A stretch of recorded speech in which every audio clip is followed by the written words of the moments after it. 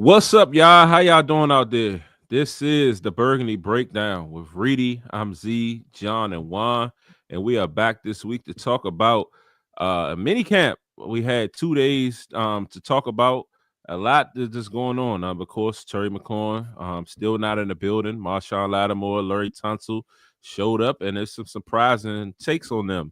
But also today we had some injuries that may hurt one of us, if not two of us. I'm calling two. But yeah, let's just check in and let's get it.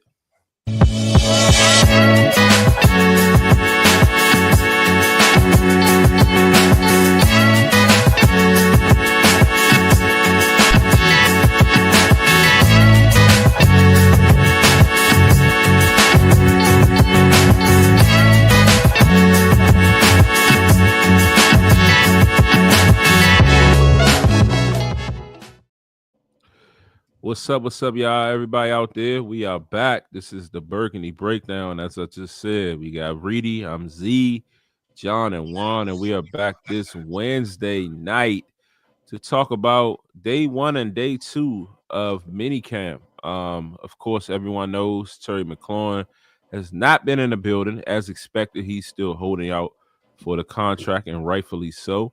But after voluntary workouts, we talked about how Tunsil and Lattimore didn't show up. They were definitely here this week. And we had a few interviews and things to talk about with reference to them too. But the breaking news today is that Noah Brown was carted off the field. And it's still out there. We're not sure exactly how severe the injury is. And also Michael Gallup, he suffered an injury. He's dealing with a knee injury as well. So two key almost starters, according to Juan and Reedy, two key wide receivers, on deck right now and facing injuries. And it's not no matter what, we don't want to see, these guys go down and suffer anything. So definitely prayers out to Noah and Gallup. But yeah, guys, how y'all feeling? I'm going to start this off first. There you go. And I'm going to say, who is Larry Tunsil, first of all? I've never heard Laramie. I said Larry, like little Laramie. Excuse me, guys. That Z. We're getting it started early because he came for me on this Noah Brown thing because me and Juan said that we are Noah Brown guys, and he it wasn't looking too good. He got carted off today. But I'm gonna just say this: pump your brakes. We don't know what it is until we get definitive word, which is probably not going to come out until training camp, unless it's a very significant injury. Then they might drop something, but we're not going to find out because this is minicamp, and they're getting ready to go on their break until training camp starts. So we're not going to see the players for a while. So it's going to be like that desert of nothing newsworthy that's going to come out on this specific topic. I would just say hold our breath because we don't know. We don't want to assume because a cart came out that he is done for the season, because the reports that I saw in two places said that he got up, he walked to the sideline. Then once he got to the sideline, they were looking at him. Then they put him on a cart. But if we keep in mind, if you've ever been out to Ashburn, there is that hill coming from the practice fields up until the facility where they're going at. So maybe it was just too far of a walk. That's why he got on the cart. And then the other thing, they came out and said that he let out some audible noise or whatever, what I'm saying, like going, or, I guess it went over a bump or whatever. But that could have just been frustration of he's just coming off an injury from last year. And then to know that I might possibly be dealing with another injury right now is frustrating when he was poised to come and have, a better season than what he had and contribute in better ways, for this team. And then to hit on Michael Gallup has a hamstring injury that I'm hearing that he's dealing with, and he is day-to-day with that. So, it's a little time until training camp, so I'm not too worried about it. He could calm that injury down and, come out when training camp starts. That's all that matters, is having everybody ready to go when training camp starts. And what is it, 60 days or what have you? Training camp starts in. Just be ready for that. And that's just how I feel about it. I'm just gonna say, hold your horses on this thing because we don't know what it is. Go ahead, Juan. First of all, in my words of Reedy, stop what you doing, see. Talking about something. It's just one or two. Y'all gonna stop playing with my man Noah Brown. Like no, we ain't.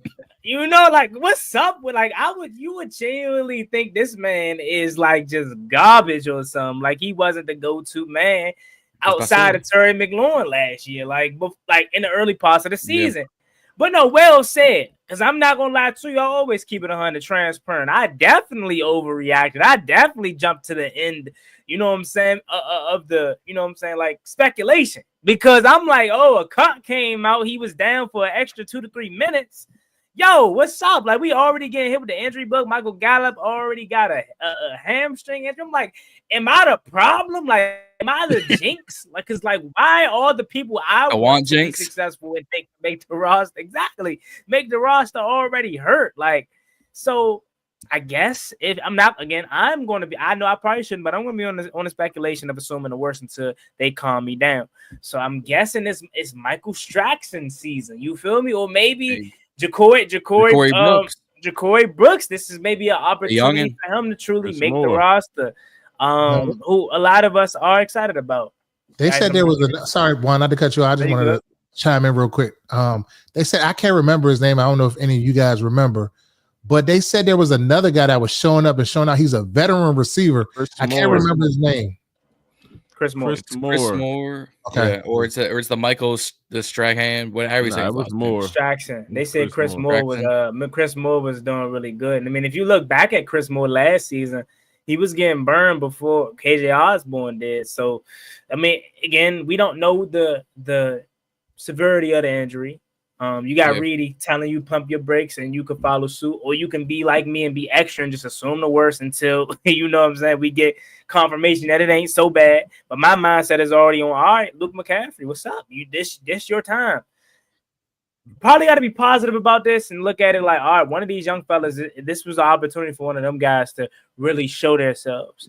I just reacted in an emotional state because I'm looking at it not even just from a Noah Brown situation. If anybody got hurt, like Eddie Goldman got hurt as well, and he already retired twice. So I'm looking at it like, what's up? Like, come on, like, why us? That's what I'm looking at it from a team standpoint, because I think this is going to be a good year. But from the start of it, it's looking like we might be facing a lot of adversity. But again, it's still early. Okay, so we're gonna let this play out into training camp if they do decide not to disclose the information. But it definitely sucks. Already been without Terry McLaurin, and this is more confirmation why you shouldn't participate in anything if you're not getting guaranteed money or have a contract extension. So Terry McLaurin's doing the right thing. Shamar Stewart out of Cincinnati, he's doing the right thing, because what the heck do you mean you ain't trying? Cincinnati's a whole nother joke. I ain't even gonna bring them up. He's doing the right thing as well. So yeah, I'm definitely hurt behind this news because that was my guy. I definitely thought he was going to have a big role into this offense, and I definitely going to have a big role. Juan, we're not doing that, Juan. No, you're right. You're right. You're right.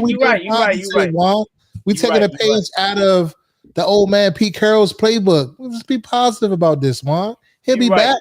He'll be back. He'll be back. He definitely will be back. He'll have a very good positive role in this offense. So will Michael Gallup. And yeah, like Asia just said, shout out to Asia. I feel bad for him truly though. Like no joking time. I do feel bad for him. He had a kidney injury or like a lung injury last year. And I'm not gonna say we desperately missed him, but you could tell his presence was missed a little bit, especially by Jay and Daniels. He was very comfortable having a really good connection with him. So we'll see. But I guess now after his injury that we could sustain, we can, I guess, root on Michael Straxon or one of these undrafted guys. Like, go find Mitchell Tinsley. That was my man. Go find him. Where he at? Bring him back around, man. Before we get down the list with Mitchell Tinsley's and the Casimir Allens and the things like that, Juan, you did a video that I woke up to. I think it was yesterday morning or maybe this morning. And it was basically like this second year receiver has been standing out. So let's talk. I didn't get to watch it in fully, but let's talk about a little bit about that. What you got to say about Luke? Man, first of all, Luke McCaffrey is a guy that a lot of people. John got the Luke jersey. Is that a Alex Smith? Something like that. Oh wow! Is that a Alex Smith? The Commanders, Alex Smith. You got to tear the back off. I got to do something with the back, but yeah, I'm rocking a little. I'm gonna take my Jahan jersey and put that Samuel Jr. on the back. Go ahead. Put a little duct tape and you good. I forgot I got a. No, actually, I gave my Han away. Yeah, and so did we. So you good? Yeah, respect. We reconstruction jerseys, huh? I guess I got to change that Chase Young to a Cleveland Furrow John or something. I got to do the same damn thing while you remind me.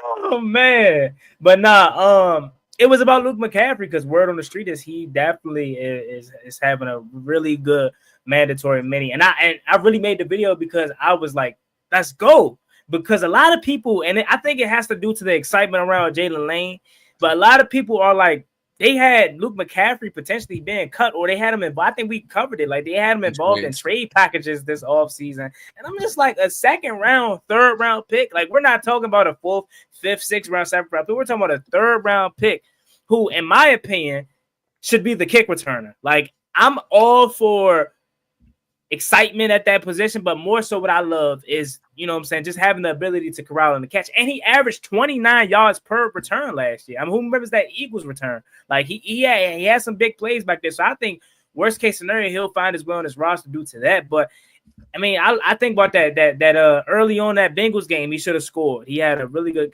catch during that game. I look at the Pittsburgh Steelers. If Jaden Daniels, one of his rare mistakes out throughout the whole season, he connects on Luke McCaffrey right down the seams, we don't lose that game. So I definitely that video was solely about Luke McCaffrey for the most part. And it's just, I had to tell people, like, don't give up on Luke. Like, I understand we got Debo and we got excitement about Jalen Lane, but Luke McCaffrey's still here, and he seems to be really, really tearing it up thus far. And he has a really good connection with Debo Samuel. I think that's the positive thing about Terry being out, is other receivers getting opportunities that normally probably wouldn't, and then Jalen with other guys too, which isn't a surprise because Debo Samuel obviously played with Christian McCaffrey, so his brother makes sense. But I'm definitely a big Luke guy now, and I'm rooting for him, and hopefully he can find his way into this offense.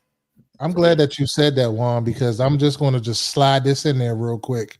You said a pick from last year, but just last week we talked about this, trying to get rid of Johnny Newton and send him to Cincinnati for a guy named Hendrickson.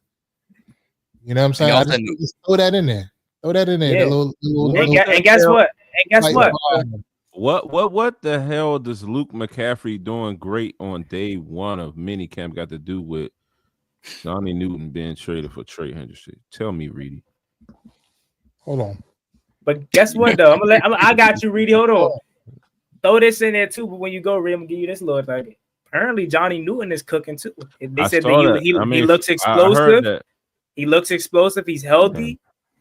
So now we can trade Johnny in a seventh and keep the third. Johnny Newton is way better than Luke McCaffrey at this juncture. He did way more for this team than Luke McCaffrey at this juncture, at this crossroads right now. That's why he's in the package and not Luke. I'm not even gonna go there with you. You got it, bro. You got it. I don't know about that though, Reedy. I ain't gonna lie. I'm not gonna lie. Maybe I gotta rewatch the season. But the biggest play I got from Johnny Newton is when he jumped off sides. I'm sorry. Luke McCaffrey, I could vividly remember 3-4 good plays by him. The biggest moment from Johnny Newton. I remember Johnny's sack versus Chicago on Caleb Williams that led to the fourth down conversion. Yeah, I gotta rewatch. But no, I get both points. Right? I'm on the Reedy side of keeping him. But I do understand Z's point. If we were to make a trade, that's why you would throw Johnny Newton in there, because he technically has the better upside. But I'm good, bro. You see Frankie Louvu in practice, he's taking extensive reps with HBK. Yes, he's taking extensive. So and I'm glad we're bringing that up now, because I was gonna bring that up as well. Like, with Jordan McGee being healthy and he's flying around, what if he is the new Frankie Louvu for this year? And now Frankie Louvu, we're not saying he's not going to play his normal position, but he he's working he's working really extensive with Ryan Kerrigan this year. So what if his primary new role is pass rusher? And he had 8 sacks last year when he was a part-time pass rusher. So maybe that's why they didn't really make any big moves at the pass rusher position, because this was their plan all along. And Jacob Martin would have been nice sack as well today. So I'm all about it. Me and Reedy, we said it last week. Committee. That's what I'm for, because it don't matter if one person give you 18, 17 sacks. If a team collectively give you 17 sacks, what's the difference besides a player being a Pro Bowl, All-Pro, and your defense really? I think, honestly, 17 sacks spread it around may be more like better in terms of like production-wise and I guess stats rankings across the league, opposed to just one player doing it all by himself. But hey, Patrick and AJ. Go ahead. No, go ahead. I'll say Patrick and AJ took the words out of my mouth. I'm about to ask y'all if you think Louvu and that Micah Parsons role of drafted linebacker, started his career linebacker, slowly works his way into the edge rotation. They took the words out of my mouth. Yeah, I mean, I no, don't get me wrong. I'm not just saying toss and dangle Johnny Newton around the trade talks. I was just saying, in a sense of that, like I said last week, that in order to get big trades and get some key caliber guys, sometimes you got to give up that project. And just in this case, Johnny Newton was the subject. Trading him is not something that I'm just high on my list, but if it's to get a super upgrade, especially in a position of need, then I'm open to the conversation. That's all I'm saying. But I'm definitely high on Johnny Newton. I was high on him when he got drafted, and I hope he do pan out, and and the other guys as well. And definitely what you're saying. I've been hearing, Juan. I've been hearing that McGee has been stepping up, in camp, and that's great to hear, because we definitely been trying to, figure out what's next for him. Last year, they said he flashed a little bit, but then he got hurt. So it's been one of those big questions of the offseason, if he can step up, and that kind of justify a lot of the moves that we didn't make. So, if you can get him more involved, and you can free Louvu up on a lot of the rushes, then it will supplement, and it'll make sense of, not going out and getting a key guy or a big name. But we'll see. Yeah, definitely. I mean, well, I guess more into some more positive news about a player that everybody's freaking out about, which in some cases is understandable. Marshon Lattimore.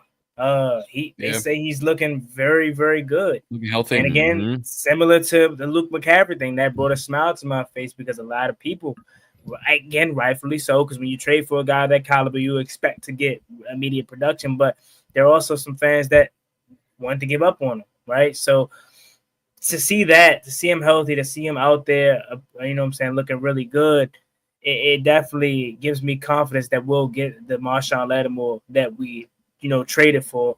And then even deeper than that, like they had different packages with Jonathan Jones was that second corner opposing to him. So it just, the depth at the cornerback position, I think, is the best that it's been in years. Definitely. Yeah. And Amos is showing out too. So you, like, all four of our going to be starting corners, they're already all getting like, their stocks climbing, their stocks going up. Like, it's the second day of training camp and whatnot, or a mini camp. But I mean, when you have Marshon going up for interceptions, leaving his feet, most dudes have been like, I got to jump for this. I ain't doing that. The fact that he's doing all the drills, he's jumping, he's moving, he looks faster, and he was self-aware in that interview. He was like, yeah, I felt timid on my style of play. I didn't quite feel timid physically or mentally, but my style of play, went back on film and looked at it, and he feels healthy right now. Cool. Let's actually give him the full offseason that he needed to get acclimated in the defense. Yeah, definitely. Lattimore definitely. I noticed it yesterday, and he kind of talked today, but I noticed it yesterday. I'm like, damn, he looks springy. He looks, he's running a lot faster. He looks more swift, smooth. Spring chicken. Look like he got his feet back up on him. So definitely, happy to see. Him moving around and, doing things a lot better. It looks a little more comfortable, out there. So that's definitely a positive. Because I was, all last year I definitely was thinking like hanging there with Lattimore, hanging there, and I felt like definitely by the NFC Championship he would step it up, but he was getting toasted even then. And then even this offseason, especially with guys like Ramsey and now Jair being available, it's starting to question like, damn, did we move too fast or anything like that? So to kind of see him come back out here and look like his old self so far. Again, it's only minicamp, it's no pads and things of that nature. But just to see how swiftly he's moving around, he looks comfortable. It looked like he's getting that confidence back. So definitely, it makes me positive, especially right now, until we see how things look when he get these pads on. I mean, and the age is good. I thought Reaves was gonna say something. No, but the age's point is Lattimore is kind of in the same boat as Debo of, all right, they came from a place where mentally they weren't locked in, physically they weren't locked in, play style they weren't locked in. So they needed this off season, this training camp, this time to get themselves right. Like we saw Debo come in looking like Kyle Lowry. Now he looks in shape. Lattimore comes in, looks out of weight. Right now he looks. He slimmed down. He looks better. Like I said, he looks springy. He looking better. More like a cornerback that should play on the field, not someone carrying the clipboards and teaching how to play corner. So I think this offseason has been good for both. I think it's been good for the whole team. Like everyone for the most part is in the building. There was no big ego saying, "Oh, I've got to do this. I've got to do this. I need to do this." Like outside of like Terry's contract, which we all knew was coming from January, February, we were like, all right, Terry probably won't show up. Here's why. Here's how much we're doing. All right, cool. Let's move on. The rest of the team's locked in, loaded, ready to go. And so far, outside of the Gallup and Noah Brown injuries, the whole team's rocking and rolling, even for just mini camps.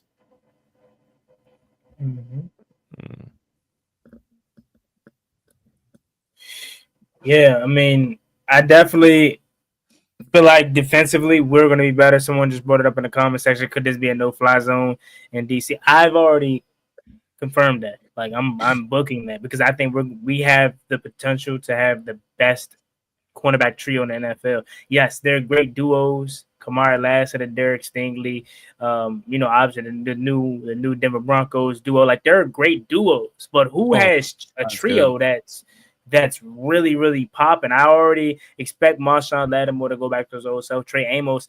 I think this is the highest I've ever been on a rookie. Like, and he's a second round rookie, to say the least. I wasn't even this high on Jaden Daniels because I was just like, hey, give me 7-8 wins this year. I was expecting to be a normal rookie season, take his lumps. I no one expected what he did last year, so I wasn't even that high on 5. But I am super high on Trey Amos. Like I immediately expect him to come in and start day one and make a super impact immediately. And then Mikey Sainristil, I can't say enough about Mikey. That's my guy. Like that is like probably top 3 favorite players. Like I expect him to potentially have a Mike Hilton-esque season, and by year 3 potentially have an all-pro season. And then we get to the depth. Again, I mentioned the depth is the best we've ever seen. Well, not ever seen, but in a minute, right? You got Noah Igbenogany first off the bench, Jonathan Jones, like so many guys that can come in and not be a super drop-off. Definitely believe it's going to be a no-fly zone in Washington. The safeties, freaking Joe Witt Jr., and I know you could take it with a grain of salt because it's your player, you want to talk about, but I take it, I definitely take his word, Joe Witt Jr.'s word, and like I believe it because he's a person that's going to call it how it is. So he said he's holding Quan Mind to you can be the best safety in the league standard. Like he said he can be the best safety in the league, not one of the best, but the best safety in the league. So that says a lot for him. And then obviously, I'm definitely high on Will Harris. I think he's gonna be better than Jeremy Chin. No disrespect, but I think he could do it all. Something that Jeremy Chin couldn't really do. Was be the best in coverage. Yes, I think so. Another hot one take. Hot take. That hit. Hey, look, that hit on Tyler Algier was enough. That's the title of your segment. Juan's hot takes. Juan's hot takes. That's the that segment. Good. Nah, I was just gonna finish up with I watched Will Harris's like tape and highlights, and that hit on Tyler Algier, it sold me. I'm like, I don't remember the last time we had a safety like that. I mean, DJ Swerns like that just comes down and ain't afraid to like literally just decapitate a running back. And now I know the rules are not how they were back in the day, so you can't really do that. But Will Harris definitely will. So, and he statistically had a similar, if no, actually better season than Jeremy Chin, and we're getting him for less. So, hey, man. All right. Reedy, all we got to do is clip it up. There's another one.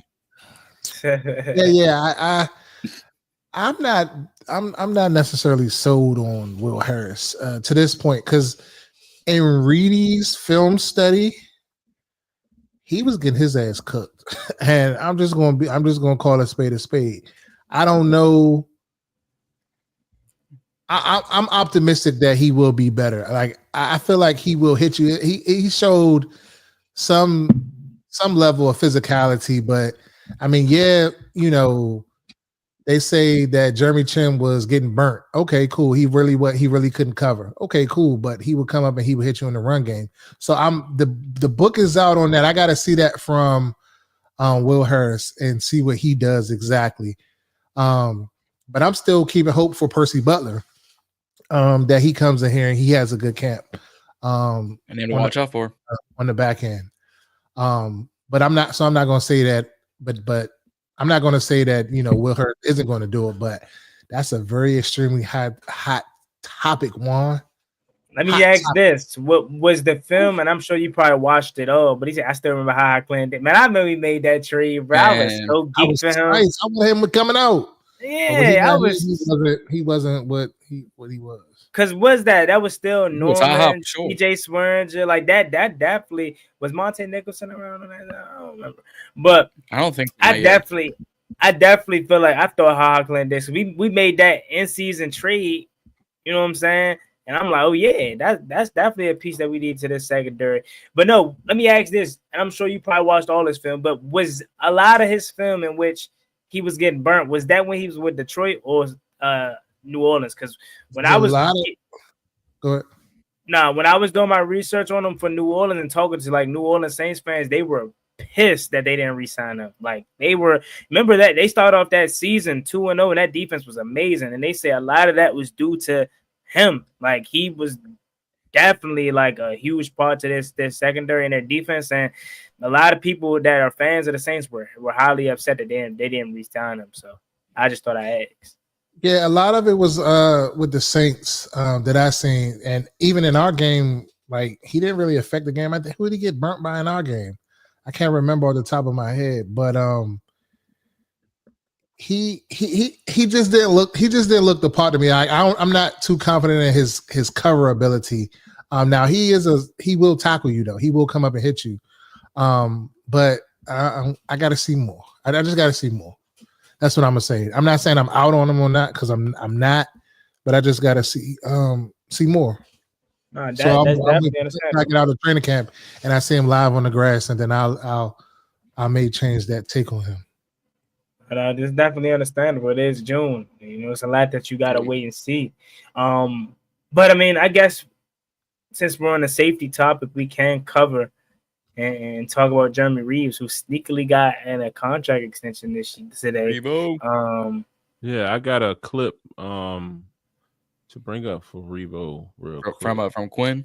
And I ain't gonna hold y'all, like when that came across I'm working, and I just see the Revo we've been waiting for, and I'm like, what?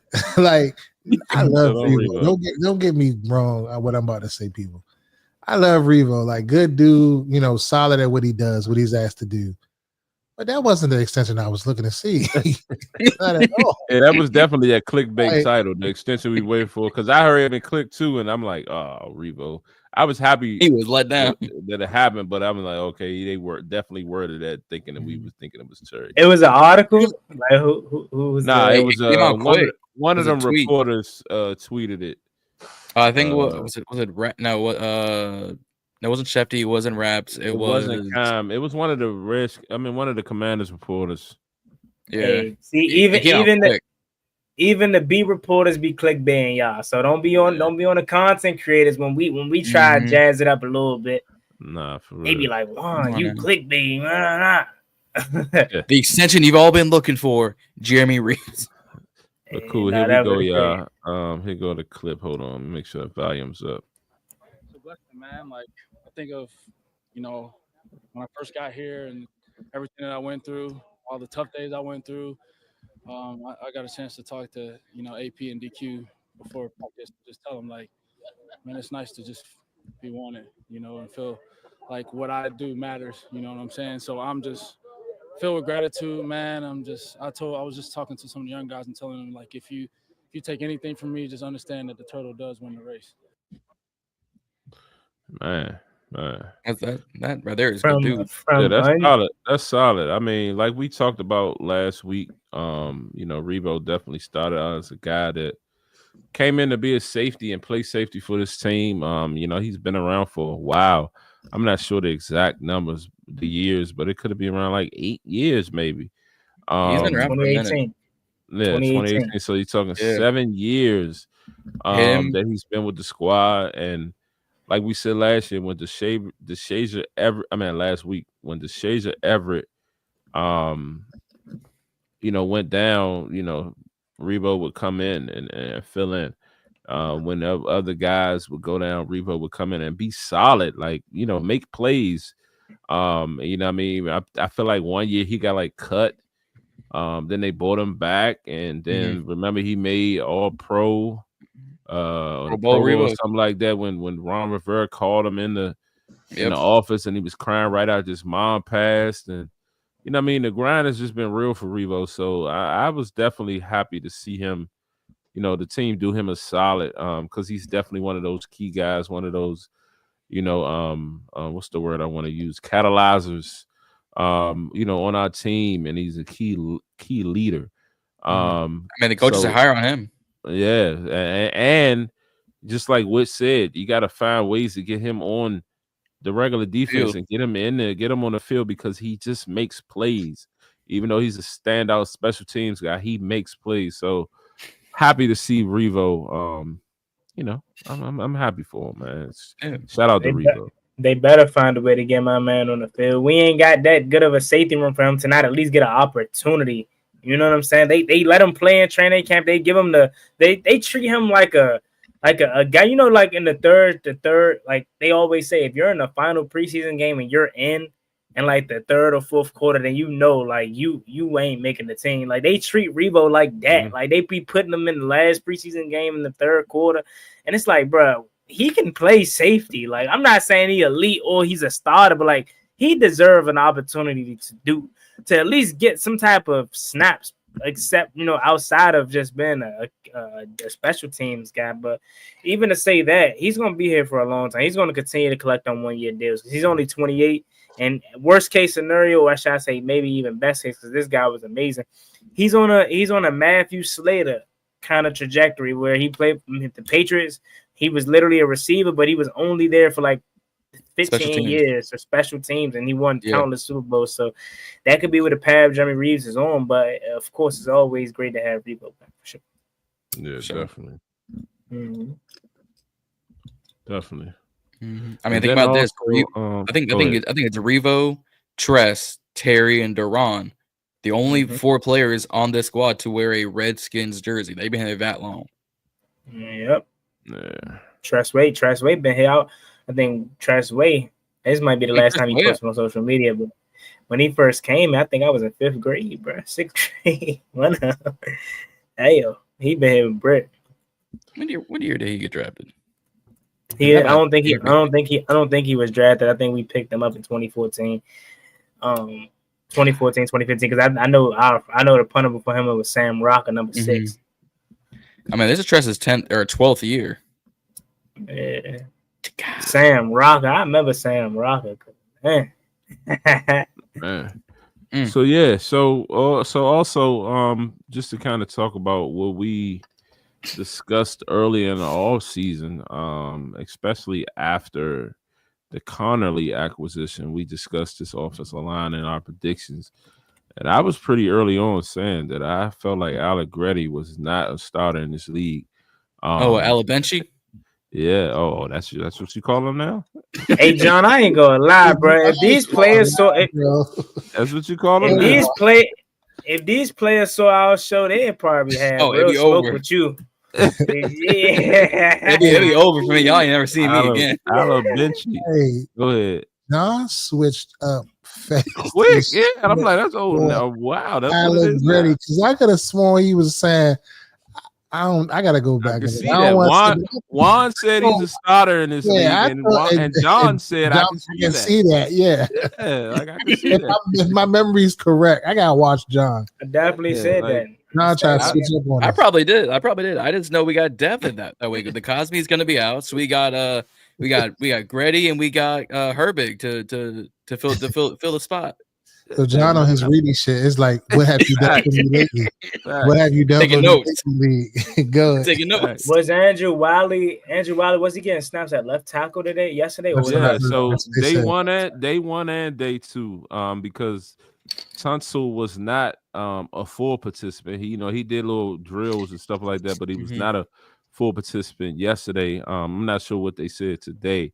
Actually Wiley did get snaps today at left tackle as well. I saw a tweet come out earlier said that he was back at left tackle. So that's something that's kind of interesting to see, because in our mind we expected, my prediction was, you're gonna have Tunsil, then you're gonna have Coleman at left guard, and then at the center, of course, Badass, and then right guard was gonna be either Wiley, but I also predicted maybe Nate Herbig. I predicted him at potentially, stepping in at left guard as well. Not sure, how that'll play. And then, of course, Connolly at the right tackle. So, kind of kicking it off, they definitely had that. What Dan Quinn spoke on, I forget whose show he was on, but they asked him about, the Brandon Coleman. Oh, it was Chris Long's podcast. Yeah, Chris Long. They asked him about Brandon Coleman, and he specifically said that he praised Coleman and his versatility, being valuable to the team, and especially with the arrival of Tunsil and Connolly, that he would start out as left guard. So that was definitely one of our predictions. And then, again, nothing against Allegretti. I think he'll be a hell of a swing guy. He'll be a hell of a fill-in. I just didn't feel that he was a starter, especially seeing how he kind of whooped up on last year. But, how you guys feeling about Quinn's, just letting it be known, like, Brandon's our left guard? It's official. I believe the Washington Commanders will have a top 5 offensive line unit when Sam Cosmi gets healthy. Think about it. Say that, Reedy. What's his trajectory as far as his return? They said he was ahead of schedule. I saw something like a week or two ago that said he was pretty much ahead of schedule. I'm gonna just say off the top of my head, I'm gonna say week 8 is when he makes his return. Yeah, I could see trade deadline or something like that. When he comes back, I'm gonna say 26 because I'm gonna speak into existence. Larry Tunsil gets extended. Shoot, we could have like next year. We could not gonna say we could be in cap hell, but we might not have no money next year. If all these players, the amount of signings we need. Because Terry about to get extended. Hopefully, Laramie Tunsil get extended. Hopefully, Debo Samuel get extended. All these 1-year guys we got. Lugu's gonna need more money. Wagner's gonna need money if he don't retire. I think if we win a bowl, Wagner gonna retire. Oh, yeah, if we get a bowl, he'll retire. But I'm just being right now. I'm like, all right, we got like 40 dudes on 1-year deals this season. Everyone up for contracts. I think. I could see Zach Ertz walking away if we win. But anyways, I think this offensive line has potential to be top 5 when Sam Cosmi comes back. Even with Sam Cosmi out, this unit is going to sustain, I think, one of the best in the league. Like, just think about it. If we're speaking into, you know what I'm saying, existence and whatever, how you say that word like that, speaking into existence, that these players are playing their best game. So we're assuming we're getting the Laramie Tunsil that ain't going to be racking up penalties. We're getting the Brandon Coleman that was a lot of people coming out of when he came out of college, or a lot of the analysts. And I find it funny how a lot of draft analysts are always right. And it's like, I know it's like, duh, they get paid to do it. But like, I remember they were getting the ESPN broadcast was getting so much pushback from Commanders fans for saying that Brandon Coleman was initially a god. So that being said, if he's the god that we think, and I was just gonna say, hopefully Josh Collins Jr. pans out, because I'm tired of drafting these tackles and then they're gods. Like, it's good that they turn out to be elite gods, but like, come on, we did it with Brandon Scherf, we did it with Sam Cosmi. Yeah. You know what I'm saying? Like, it's about time we draft a tackle, which hopefully Josh Connolly is. Yeah. You think about the left guard position, Brandon Coleman can hold it down, and he's on a rookie deal. Tyler Biotish, freaking dog. When he got hurt, the freaking offensive line act like they lost their mind. So we know how. Yeah. Pause. We know how important he is to that offensive line. And then you get Sam Cosmi back. Come on, that's an all pro you getting back in that offensive line. And then obviously Josh Conley Jr. I think he's gonna be really well at right tackle. And then the depth behind it. Come on, man. Like this is the best unit we've had since what? Morgan Moses, Trent Williams, Corey Lindensteiger, Sean Laval, maybe. I remember I was a big time. Yeah, I was a big time Secchi fan. Like he was that back in the day for me. He was that like that kind of new age. Was not Charles Leno. What was that? Cornelius Lucas for me. Like he always came in and was really solid. But yeah, we got some ore back at that left tackle position, fellas. This is probably the most swag we didn't have since Trent. So shout out Gas, man. He definitely be fried, but he gonna be like that if he ain't holding this shit. Look at him, he look fly, bro. I ain't gonna lie, rock with it. Is it me or you lose weight? You think he lost weight? Maybe he lost weight. I don't know why. I get a feeling he lost weight, which ain't a bad thing. I'm just like, I remember seeing tunnels. I'm like, that's a big dude, and I'm like, he lost weight. He's still height wise, he's still a huge dude. That man he makes Chris Paul look small, bro. Yeah, that man's a monstrous. Yeah. He says apparently the Giants defensive line is looking scary. Well, I saw we already knew that was gonna happen. If that's true. I saw the clip, but then again, it's the Giants offensive second line. string on. I was about to say it might be even second string. So you playing JV. And it's Russell Wilson. Mr. Unlimited? Man. Mr. Ciara? You learn me, bro. Learn me looking sweet. I ain't gonna lie. I don't know if I like 78 though. Like 77 would have been solid. I don't know who got 77, but that'd have been sweet. I still can't get over that Eric Flowers. Like we did him boosie, bro. Like the moment he left, I remember everyone. You got to bring him back, and he still ain't in the league. I don't know what he do. Was he on some? Who was that? The running back a couple years ago that got into it with Jay Gruden? Was it Capri Bibbs? It sounded like they was at the party, or sound like he took his girl. I don't know. I'm talking. Yeah, they did say Gruden took somebody girl and was beefing. Was it Capri Bibbs or something like that? What like he had to do something that crazy, because like how did he just go from having a good season to not even being in the league? It's crazy. Nah, for real, bro. Dante with the quote. That's all we needed. Nah, for real. I don't know what he did, bro, to make him that mad. But yeah, another clip where they had a quick Carl clip. Davis. Carl Davis. Okay, whatever. Defensive lineman. I was about to say Carl Davis. If I'm correct, he's our D tackle like 4 or 5. That's nasty. 77. Do we think D tackle? Do we think Terry goes all the way to training camp? I think he gets his deal done. Like I'm gonna say July 15th. Because tomorrow's the last day of minicamp. Yeah. I think July 15th. 15. I like that around that 15, 16, 17 area. I think if once we get to like August 1st, then sound the alarm. Like, all right, this is taking a hot minute to get through. But we had June 11th. All right, we got another month and a half before August 1st. We got plenty of time. We said, the four of us have said it. Rio said it. JT has said it. It is early June. These deals don't happen for another 2 weeks to 4 weeks. All right. Bro, by the time Noah Brown, it's a good question. I just know the answers too. So I mean, say this: by the time Gallup and Noah Brown probably fully healthy, Terry's gonna get his deal done. I think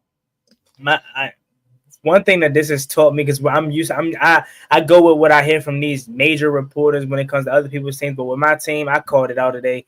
Albert Bria, they're just like fans, bro, or these content creators. They're looking to be the first one out with stories and get the most clickbaity title. Because I think it was something like Albert Bria has said, apparently like Washington and Terry McLaurin they're not close on the extension, they're far apart. I saw that. And I'm like, bro, what? Dan Quinn literally just said the other day, like, you know what I'm saying? I'm like, bro, that's cap, bro. Like, what are you talking about?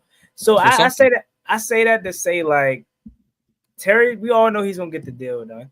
I also saw something that said like he wants $38 million. I doubt that. Like, I doubt that. You like no. Like, what are we talking about? Like, and if that happens to be the case, that would be crazy. I think I would bet more money a running back wins MVP. I think I've seen something that said he was like the 16th or 19th highest paid wide receiver or something at this point. Right now, currently, he's like 16 to 18. And then they said even once his extension goes through, and we get it once it, because you got to think he still has this year. It's just going to add. So to start for 26, when we get to 26, he's still not probably going to be paid in the top 5 as far as receivers goes, just the way it is as far as the market. Mm-hmm. So, but Terry's also never been that guy. Last time to really cash in for real. Like, if we're being honest. Yep. If we're being honest, I 100% agree. But from everything we've seen Terry be, he's not a guy who's going to want to break the bank and reset the market. Like 38 is not resetting the market, but that gets you above and around the Amon-Ra St. Brown, the Jamar Chase, the Justin Jefferson, the DK Metcalf contracts. I mean, K. Adams brought up a good point that Terry is an all-pro now. So he deserves to be paid in all-pro money. So he deserves to be paid in the top 5. Yeah, we can say Terry isn't this guy, Terry isn't that guy. Like Dan Quinn said, sometimes the business and the football intersect. And this is one of those things. I don't think maybe Terry wants to necessarily carry it on, but he has representation for a reason. Somebody that's going to get him the best deal that he needs to get, because like I said before, this is the last opportunity for him to cash in big. Now, I don't think that this goes all the way through training camp or anything like that. Like, I'm with you guys on that. I think they get it done, before training camp. But Terry has all of the leverage here for real. Because what can they say? Like, yeah, he's getting ready to be on the other side of 30, but he has produced in every season, 1,000-yard seasons, and then he just went out and broke the franchise record for touchdowns. He made All-Pro this year. So he doesn't have he never really no injury concerns. He plays the whole season. So from that standpoint, all of those markers that teams look for to want to minimize guys' contracts, they really don't have it. So it's just all going to come down to a preference thing. And then they were making the notion that he's not an AP guy because AP didn't draft him. So that could be a concern or things of that nature. You know how fast this fan base would turn on Adam Peters if he let Terry McLaurin walk out the door? I don't care if you drafted it would be games. instant. I don't care if you brought in Deebo Samuel. If Adam Peters, which is not going to happen, but speaking from what you just said, Reedy, which was some great points, but like if he lets Terry McLaurin out this door without a contract extension, they're going to flame Adam Peters. They might burn down. They might burn down Northwest. What I would say, I don't think that. Not to cut you off, Juan. To be honest, I was kind of thinking about that. I think people will be pissed, but I don't necessarily think people will be pissed as much as we saying that they would, especially if it works out. I think they would because of not even just how productive Terry's been as a player on the field, but what he means to this franchise. Like when it was 2019, when there was no bright spot, he was the only bright spot. He's been through so much. So we have a lot of us have an emotional connection deeper than his on-field play. We see how he's not a God-given, like he doesn't have Justin Jefferson, Jamar Chase God-given abilities. This man literally had to earn every single stripe that he's gotten. You know what I'm saying? So I think that plays into a factor why it would be deeper than just, hey, trust Adam Peters. Like, you know what I'm saying? That kind of, and I could be way off the mark with this, but that kind of just sounds like Nico. What's the Mavericks GM? That just kind of sounds like Nico that. Harrison. Like, hey, like that sounds like something like that. Like trade Luka and just trust Nico because now he got the first pick. That's what that kind of vibe gives me. And it's like, replaces a white boy with a white boy. That's what's gonna happen. I agree with you though that he deserves all of those things, and that he earned everything. I don't know. It's just a part of me just feel like just keep it a spade and read these words. Like Terry has definitely been a cornerstone for this organization, but like when did fans started really like vouching for Terry? Like we all been in this for a few years now. Like, and I mean, I know Reedy jumped out there and was saying, you know, Terry's a 1B, and you had a few fans kind of jumping on Reedy about it. But like, I didn't see, me personally, maybe I'm wrong, I didn't see a lot of fans like going over the hills for Terry McLaurin, you know what I mean, until this year when he broke out, and it was just like, oh yeah, he been like that. And like a lot of people just kind of went with the story. But like early on, people wasn't screaming Terry this, Terry that, don't ever get rid of Terry and this and that. They was acting like he wasn't the part. I mean, and now that he's got his quarterback and he's starting to show out, rightfully so. Again, I'm not saying he's not a game changer. I'm not saying that he was never capable of what he was, because I always felt that he was. But I'm just saying on the flip side, like, a lot of these people that acting like Terry is like, you know, the Santana Moss of this era, like a lot of people wasn't really rocking with Terry how he was until he put up what he did last year, and then they trying to act like everybody, oh, Terry's him, he's this, he's that. Like that wasn't the narrative before. Yeah, that's all I'm saying. Yeah, Juan, what was it 2 years ago when it was like you, me, Josh, Tone, Ed, like all on that panel, we were all discussing, is Terry an elite wide receiver? We were like, he might not be top 8, but he's like, if you don't have an alpha 1 wide receiver, teams would take Terry in a heartbeat. I remember fans in 21, 22, 23 saying, we trade Terry, they leaving things. I'm like, that's a little extreme, but I get your point. Is like, he's been through everything. I'm gonna make this comparison. One time. Go ahead, Juan. I mean, go ahead, John. I'm going to make this comparison because of the situation, not because of the player and everything. He's been our Megatron. He's been our Calvin Johnson. Been through all the quarterbacks, been through all the coaches, been through all the GMs, been through the shit show of an ownership, but stuck it out and stuck it through. Pause. He's been through everything. Yeah. And I'm not just real quick, Joseph. Real quick, you can go right in. I'm not gonna be too long, but just to kind of respond to Joseph again, like I'm not saying that Terry wasn't consistent. I'm not saying that he hasn't been there through and through. I'm not saying that we didn't love Terry and, you know, all that. But there were some day one Terry guys. But I'm saying as a mass, as a full collective, the masses wasn't all in on Terry. You know what I mean? A lot of people was quiet and trying to waiting around to see if Terry was going to step up and really be who we thought he was. You know what I mean? We all made the excuse like Terry was the only receiver on the team, and through all these quarterbacks, he put up 1,000 yards. But if we keeping it a spade, the top guys are putting up 1,400 yards and things like that. So again, like, you know what I mean, Terry is getting his 1,000 yards, but it ain't 1,100 yards often. It ain't 1,200 yards often. I love Terry, and I'm just keeping it a flat buck. A lot of people that's claiming to be ride or die for Terry all this time has not been that. So now it just seems like everybody is just sign him. He deserves him. Give him what we owe him and all that. It's like the narrative has switched. That's all I'm saying. So I feel like, to be honest, like if I don't want to see it happen, but if AP was to like trade him or however it went out, and as long as some success come from that, I feel like those same fans would just move on. That's all I'm saying. I myself, I'll be pissed, but go ahead, Reedy. No, I just wanted to kind of caveat on what you said, and I agree with what you're saying. And I don't really agree with you much.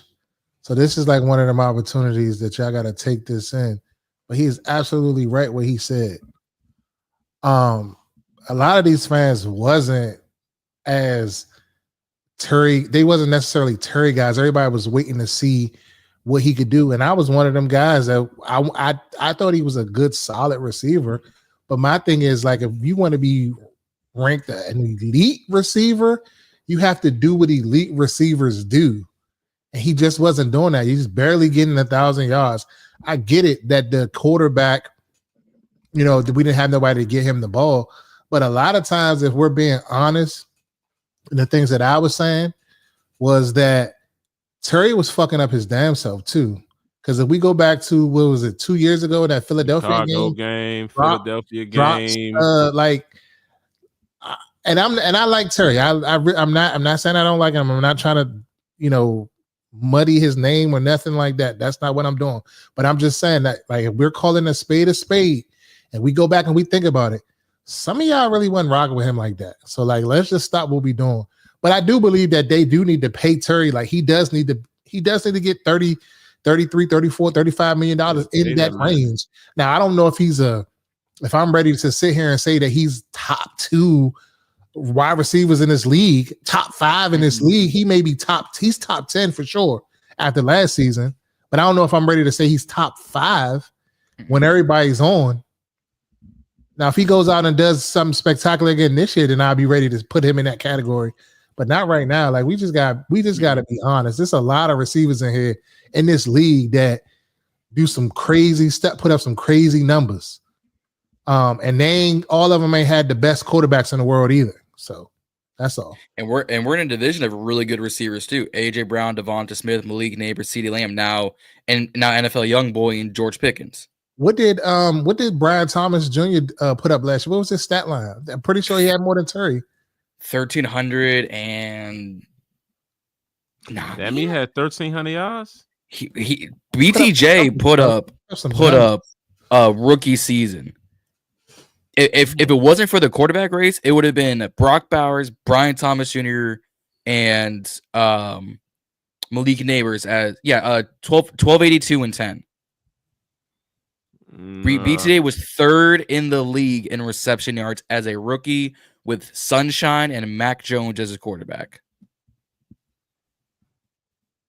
Yeah. Go ahead, Reedy. Respond to that comment. Come on, Reedy. I'm ready. Which one? This top 5 Terry. Top 5 Terry had 14. Come on, name 5 receivers. Bring Sale back down to reality. And again, we love Terry Sale, but go ahead. Name Jamar Chase. You got Jamar Chase. Justin Jefferson. You got the other receiver over there had better stat lines than Terry. You got CeeDee Lamb. You got CeeDee Lamb when he's healthy.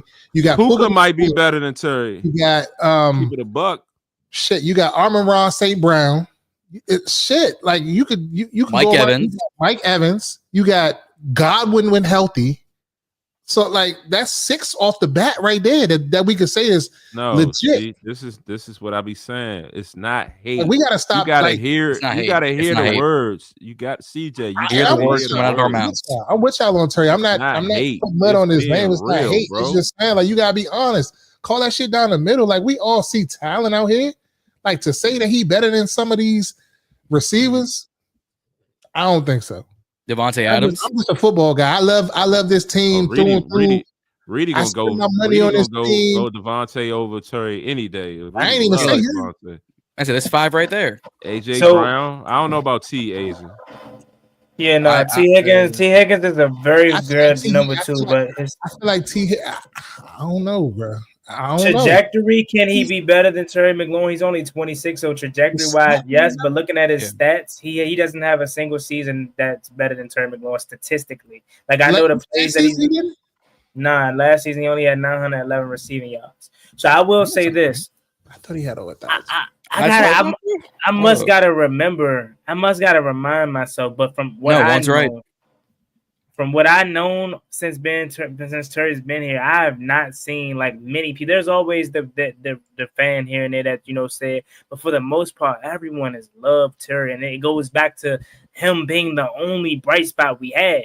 So I don't know if I can necessarily remember We're not fans talking about questioning. We're not talking. Sorry, Juan. We're not talking about as far as the individual Terry, the selfless Terry, the team first guy Terry, the guy in the community Terry. We're not talking about that outstanding top tier, top 5, top 1 in this league. I'm talking about strictly stats. So that's what I'm saying. I was about to get to that. What I'm still talking about the first part of y'all basically saying that there were fans questioning him back then. I was talking about I don't necessarily see a lot of fans do that. I saw a lot of fans behind him from day one because of what I was naming on top of the production that he had. Now, when it comes to him being top 5, is Terry McLaurin top 5? No, he's not. He's definitely inside that top 10. But yeah, outside of T. Higgins and Puka Nacua, he had an outstanding rookie season, but the injuries last year kind of hindered him. Trajectory-wise, I think all these guys are going to have Terry McLaurin beat because he is going to be 30 years old, so his ceiling is but so high. But there are some guys that you may have to take over right now just solely off of production. I mean, that one season by Puka, his rookie year, can wipe Terry McLaurin's whole 6 years. You can say that. But I would at least give Puka Nacua this season and see what he does alongside Devontae Adams before we can put him over Terry McLaurin. Like, I get that rookie year was outstanding. Trust me. But to follow it up with a season in which he was a little bit banged up, you know what I'm saying, having 900 yards again for his second year. If he goes out and have 1,200 again this year and, you know what I'm saying, wipes the floor again and Terry doesn't match that, then you can put him over him. You know what I'm saying? But the other guys you named, Z, look at the screen. I think Terry 1B, and we don't have this conversation already.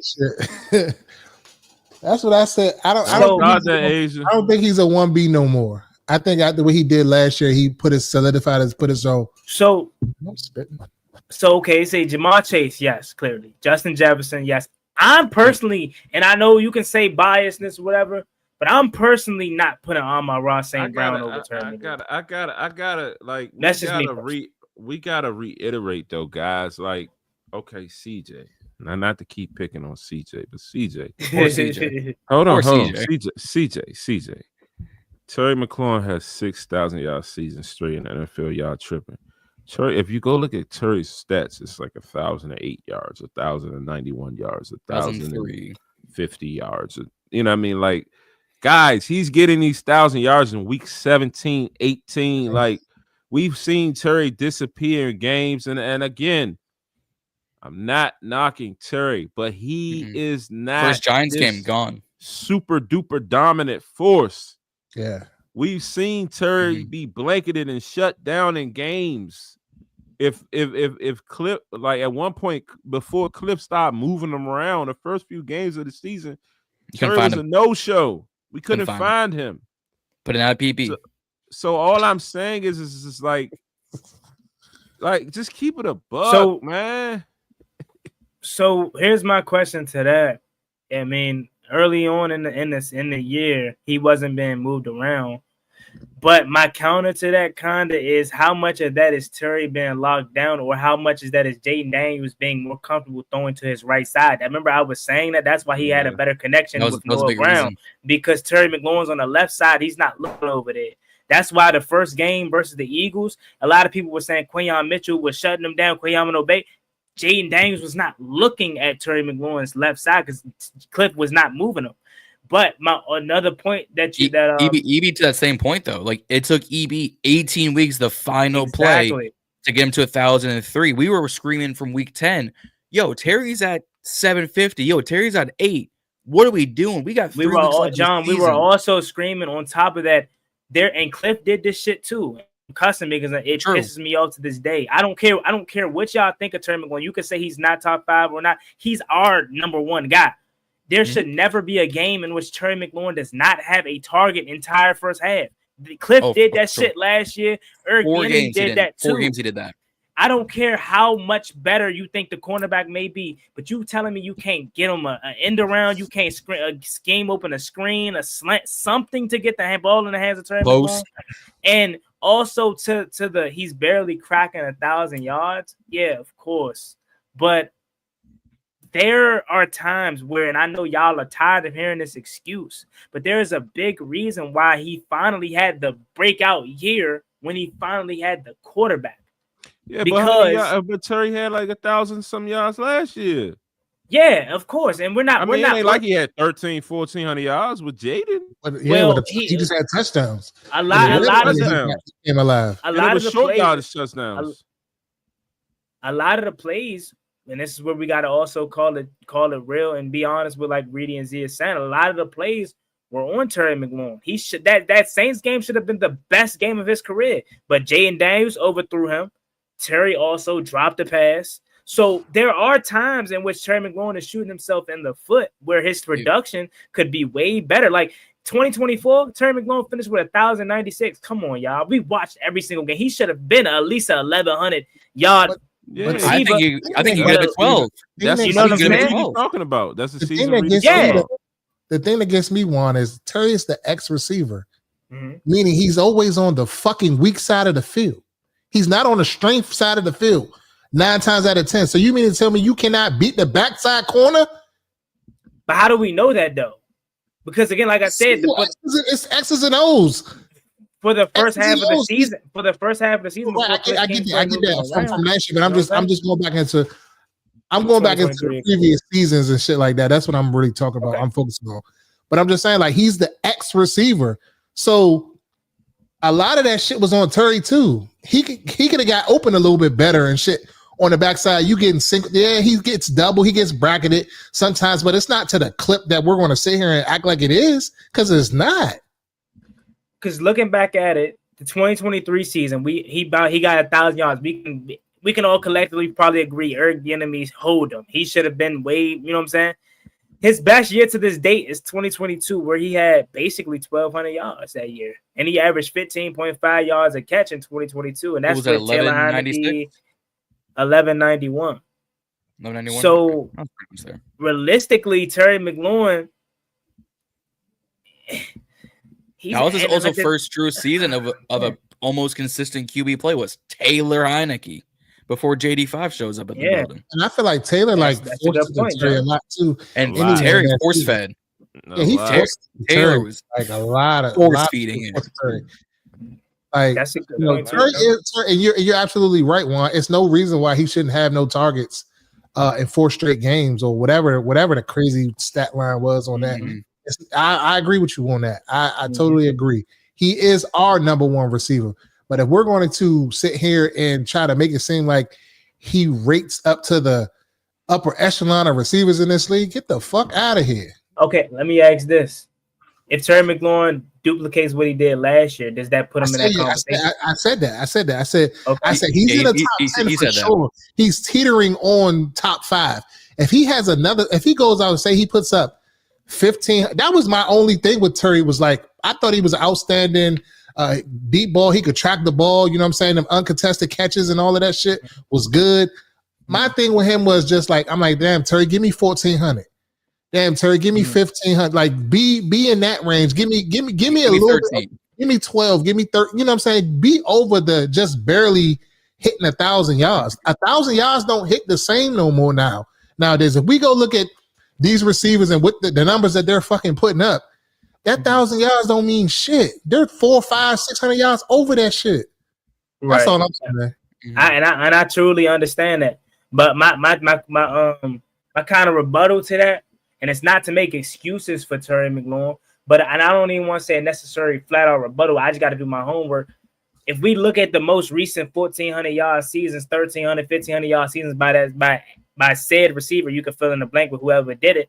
Look at their situation and look at Terry McLaurin's situation. And if Jaden Daniels was Terry McLaurin's quarterback for at least the 3 seasons out of his 6, I think he would have had 1,300 yard receiving games or receiving seasons. But we looking at, game by game with Terry McLaurin over his 6 years, there are games where he's had 35 yards and 52 yards. And you telling me that whole game is solely because Terry McLaurin is getting shut down? I think the first Giants game, he only had 17 yards the whole game. And you're telling me out of 15 minutes, and I'm going to just use them as an example because John just brought them up. You're telling me out of 15-minute quarters, Terry McLaurin is getting shut down by Deonte Banks and Cordell Flott? Hell no. that has to do with the offensive play calling and the way that they schemed up. Because once we start to move Terry McLaurin around and start to use him in ways that is more than just having him as a flat out X receiver, because remember, that was the biggest thing that was wrong with Cliff's offense is that they said, I talked to Arizona Cardinals YouTuber Mythic AZ.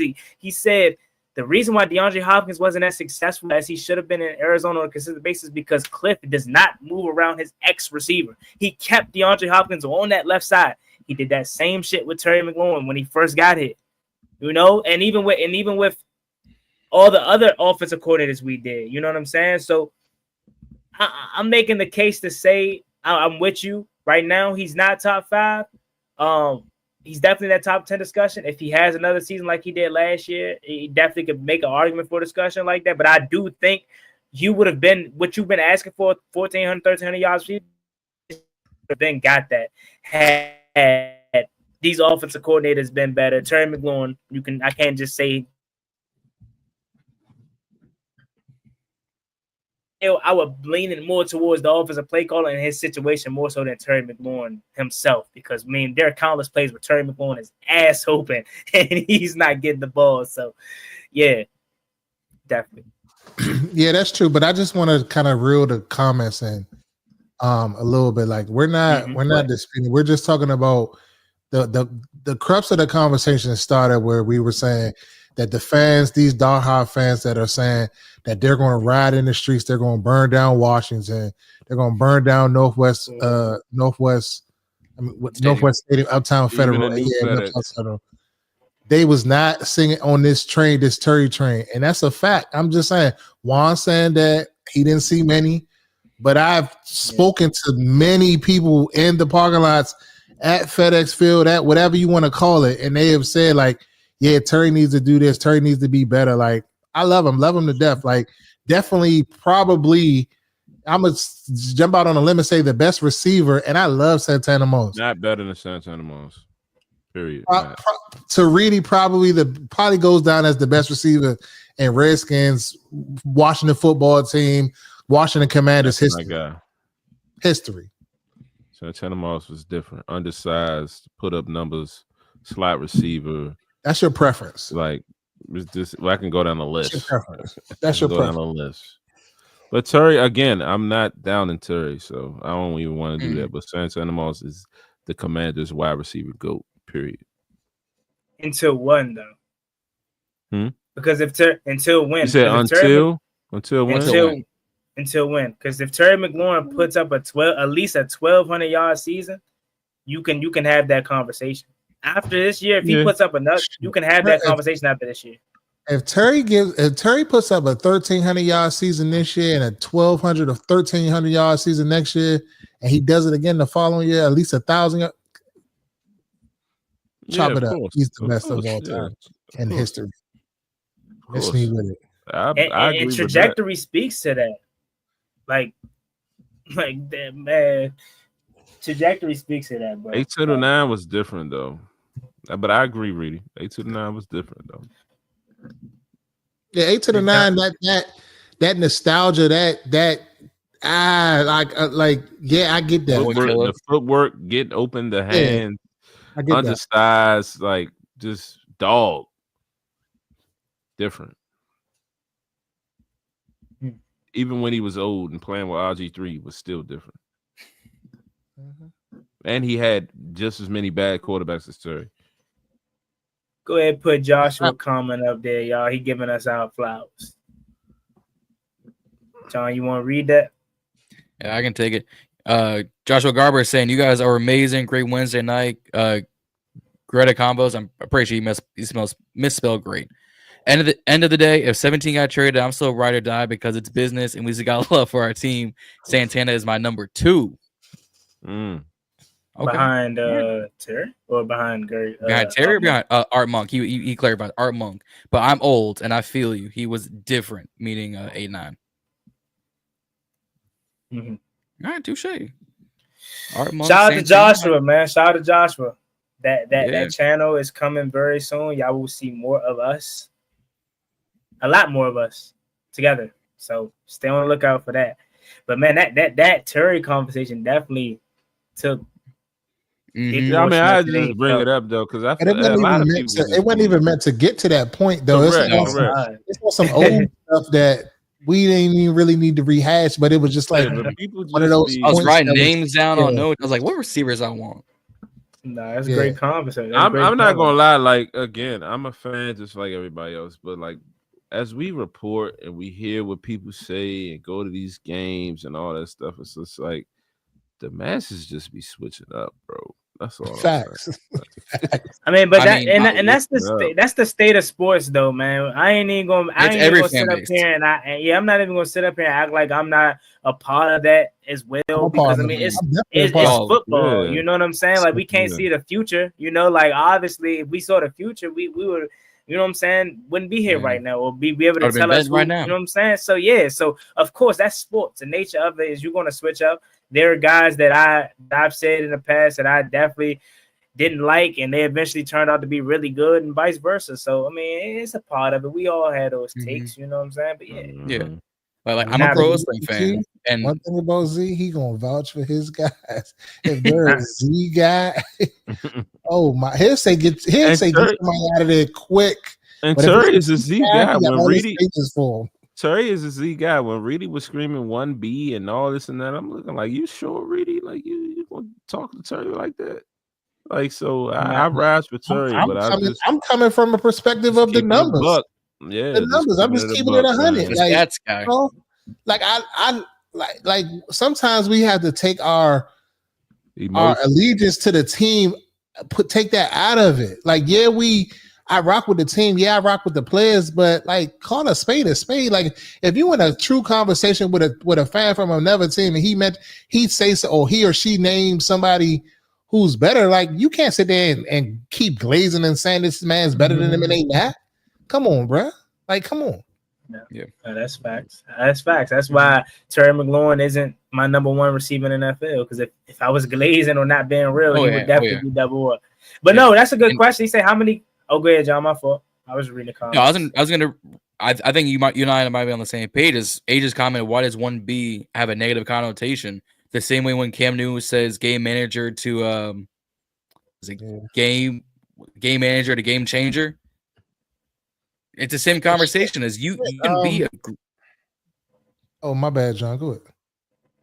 No, I was gonna say like you can be a game manager and get like Tom Brady was never a game changing. Like people say he's a game manager. 6 Super Bowls he manages to win. 10 Super Bowl appearances. 6 across two franchises. It's for a reason. They get game manager and game changer.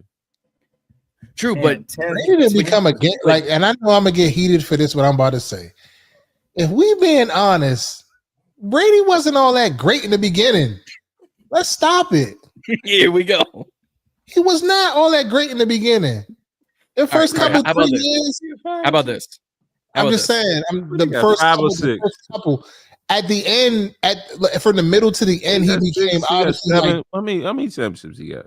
7, I think. 7. Yeah, he like the most in history. Come on, Brady. Like, don't do this. All right, how about this? How about this? Bro, y'all be. This is what I'm a real this. How about this? People act like they don't remember. Like Brady was cool, but he wasn't like all that. Defensive shit kept him in the game, kept them winning. He was managing the game manager.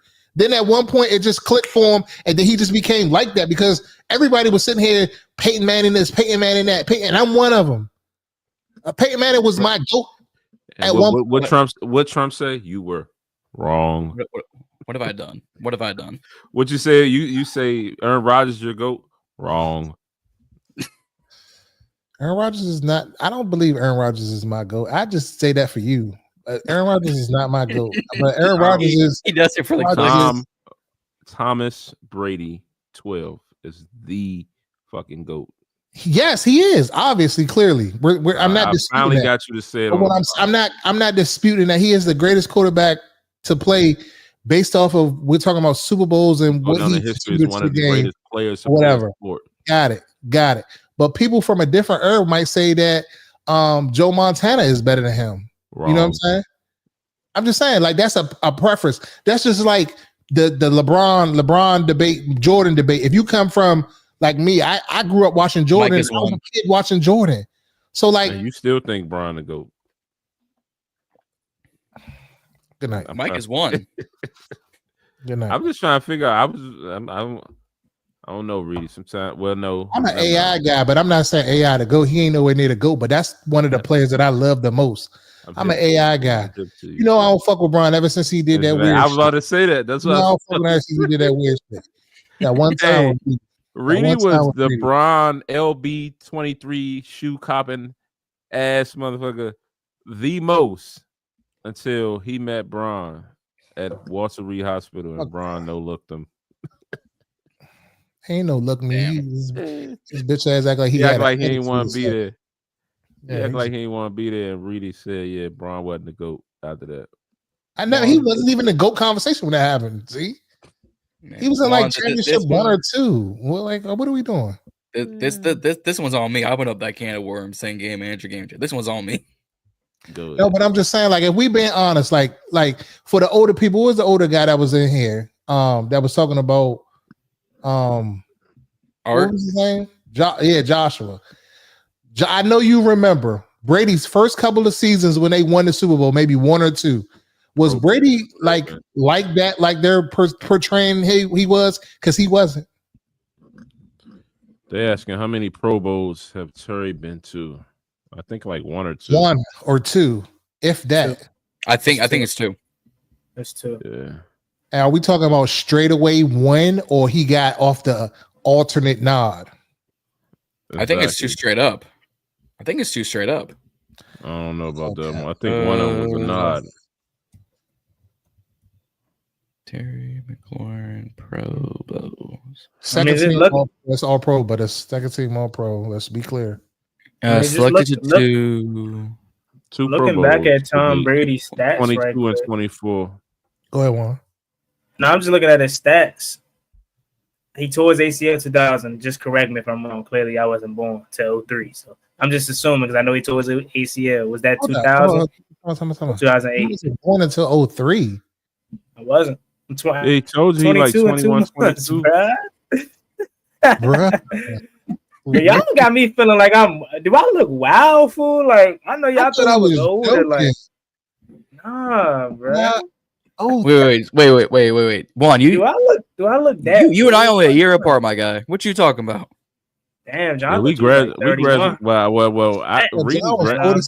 Reedy graduated high school 04. I graduated 05. 04. Damn, I'm old.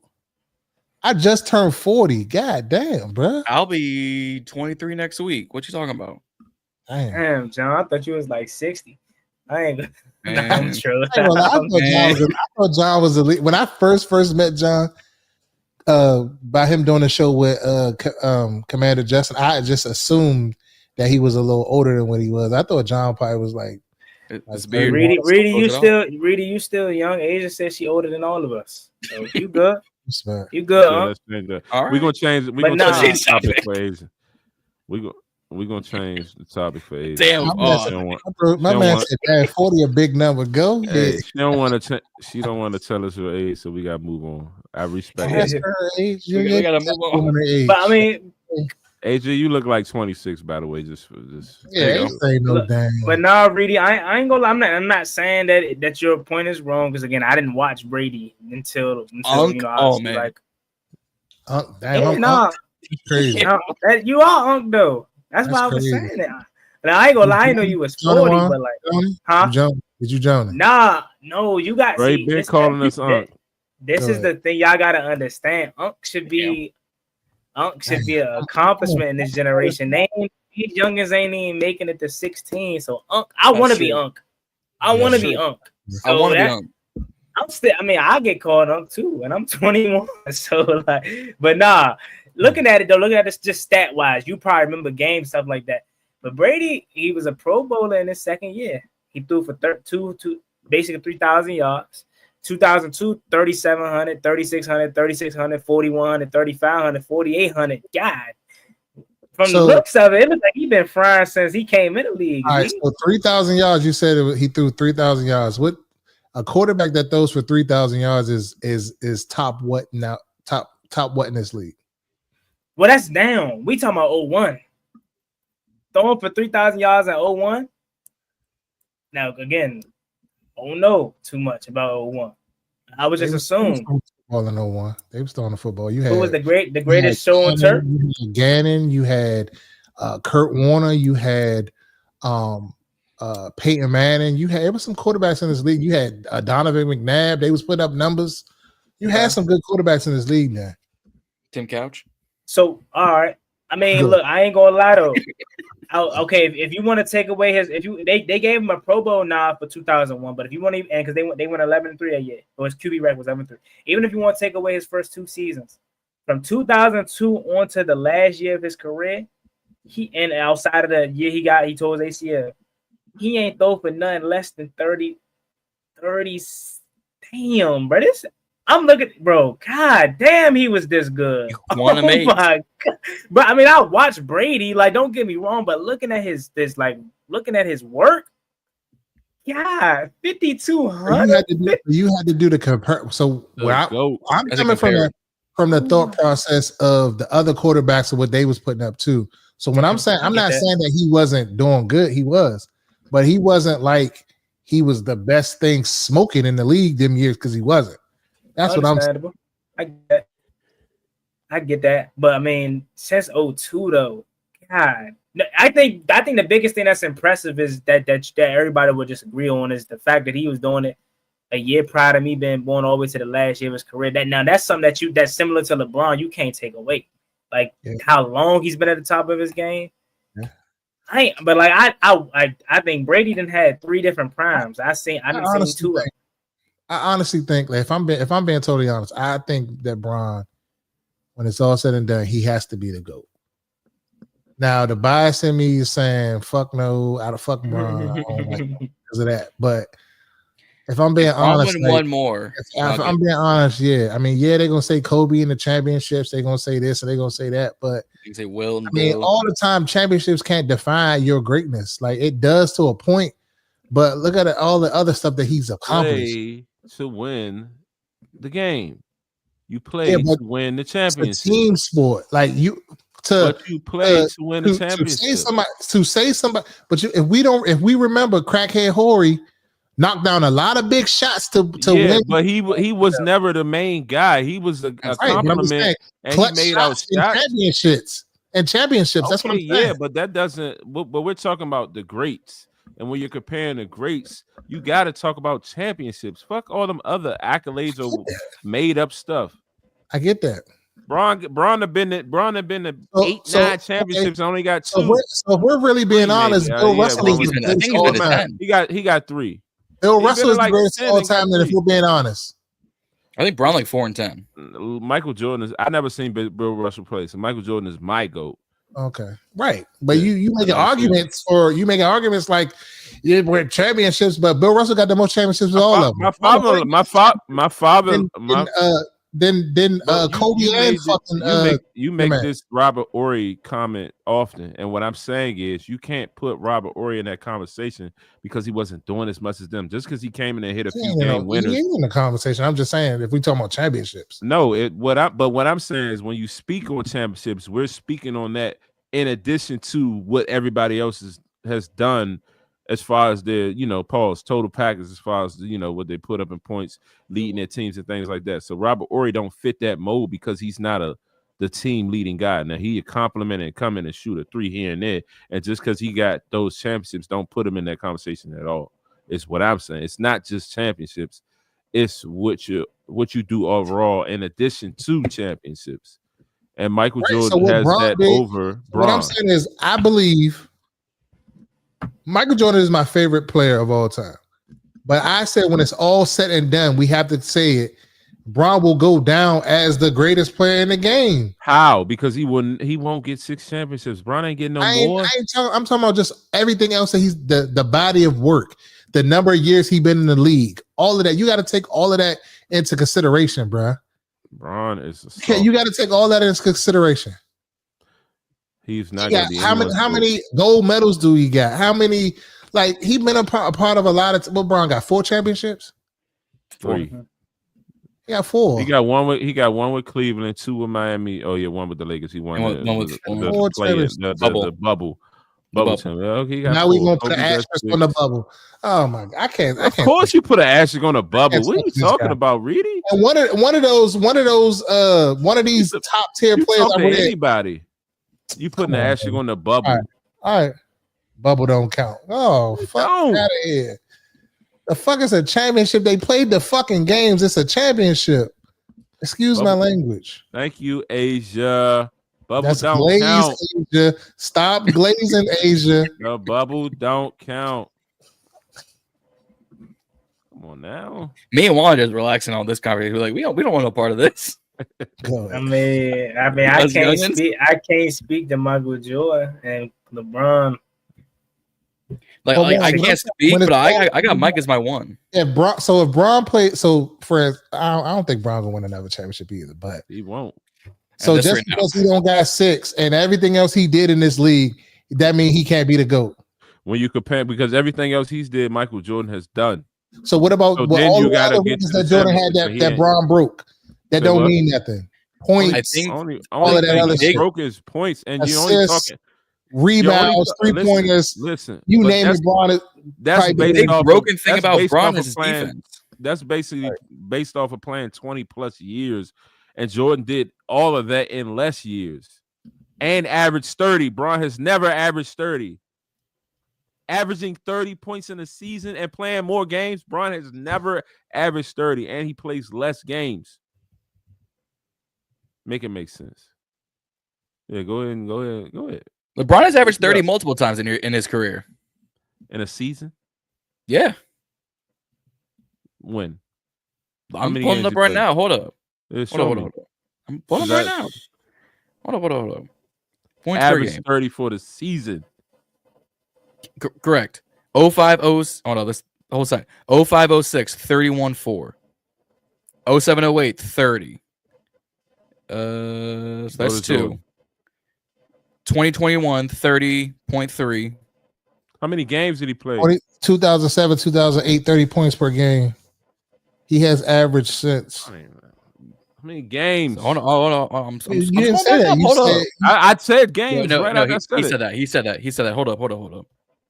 I absolutely put my Lakers hat on, even though Mike my one. Let's see, 31. So in 0506 played 79 games, 31.4 points. 75 in 0708, 30. Played all 81 games in 0809, was 28-4. Damn, Indiana hold on. Maybe it's Jordan averaged 30 for his career or some shit like that. I was about to say if it's whole career, then I would. It's definitely. That's what it is. Then maybe it's that Jordan averaged 30 for his career. Kareem is closer to MJ. Yeah, Jordan averaged 30.1 for his career. LeBron. Career. Also LeBron's average is 27. That's what it was. 30 for his career. Everything went through Jordan. It should go through Bron. But Bron is a facilitator as well. I'm not making a case for Bron. Like I rock with Jordan, but I'm just saying, like when it's all said and done, like you got to get that man his flowers. Like they got to stop what they doing. I respect Reedy's point only for the sole fact that he said Jordan is his favorite player and he is the GOAT, but he's already acknowledging being one of the older people to. Now you're not that old, but I'm only putting it into the perspective because a lot of like people that are older than you, Reedy, would say Jordan is the GOAT and won't even acknowledge LeBron and just, you know what I'm saying? You're standing on the point that, yeah, Jordan's your guy and he's the GOAT, but LeBron will eventually become the GOAT. And that's real. Like, you know what I'm saying? Like, because Bron is still at this level from playing at high level that he is. Jordan left and played baseball. Jordan went to the Wizards and was basically, you know, trash. Like, LeBron for 23 years is still the main guy and still leading his team on the outside. 25 at 40. Mm-hmm. So when Jordan was with the Wizards, what he averaged? What was it? Well, he was what, 37, 38? What he average? Jordan with the Wizards. Bron is the BOHE, best of his era. Jordan averaged 21 with the Wizards. Oh, okay. And it was going through Jordan. with the Wizards. Fuck Facts. It was going through his ass. Jordan, talk about? Come on now. Jordan was coming off the bench. Yo. Jordan was coming off the bench at one point. And then he was coming off the bench at one point. And then they made him the fucking starter. I gotta go to sleep. It's my squad, I know. Oh my God. He was coming off the bench. Maybe off of an injury or something, but Jordan was the guy here. You tripping. Yeah. Somebody ain't no way John changed it to a full Lakers fit. He sneaky did that too. Hey, I was low key laughing when John went off screen. Like, I just noticed that too. Go ahead. Got to bet someone off. I can't confirm John Lakers fandom though. Go ahead. Man, I just missed my parlay by 2 rebounds. Shit. I said you just won. Jordan was there to help sell tickets. That's it. 2 fucking rebounds. Hey, looks like the Pacers got another win tonight. 116-107. They doing it for Jim Irsay, man. That's exactly what they're doing it for. Man, what's this, game 2 or 3? This is game 3. So it's 2-1? 2-1. Yep. Change back. All right, we good. What else we got? That's it? I think that's it. We done covered 3 debates.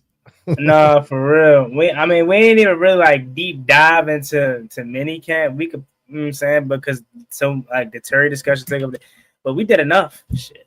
We'll be back next week. Someone asked about KJ Osborne. Get out of here. So for real, we do we push Luke to be more integral the off season? I said off season offense. But KJ Osborne get a big role. I'd rather see the undrafted guys than KJ Osborne. I'm done with him. Oh, for sure. I think from what I'm hearing, Lucas has had a good offseason. He's been like from what I see, he's up top with the leaders, leading drills and all of that. So I think Luka is going to have and DQ alluded to this the other day. Now I don't know how integral his he's going to be in the offense, but he definitely is going to get a little bit more burn than he got last year.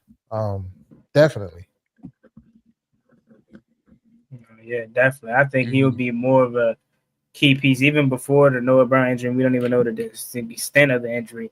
He's there. They saw the value in this kid to take him in the 3rd round, 2nd year, and this is year 2 for him, right? So of course he's going to have. I think only year 3 or year 4 at wide receiver. Like he's still fresh in the game. Mm-hmm.